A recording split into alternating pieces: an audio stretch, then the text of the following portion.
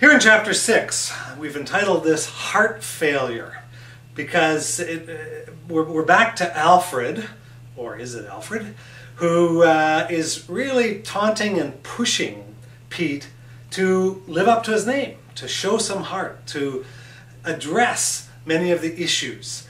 Pete, of course, wants to run from the issues. He wants to run from the freedom of his choices, and would like nothing better than to just kind of drift back to just going along. But he decides, all right, I think I ought to do something about the moose. And so he gives it a, unfortunately, fairly typical, rather weak attempt. And so we do see a bit of heart failure happening. And the attempt that he gives to moose hunting within his team leads to a very predictable and, unfortunately, in my experience, way too common outcome.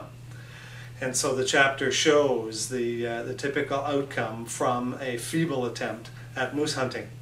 We also hear some authentic conversation happening. Pete gets some authentic feedback on his leadership, but it's purely accidental, and it wasn't really intended.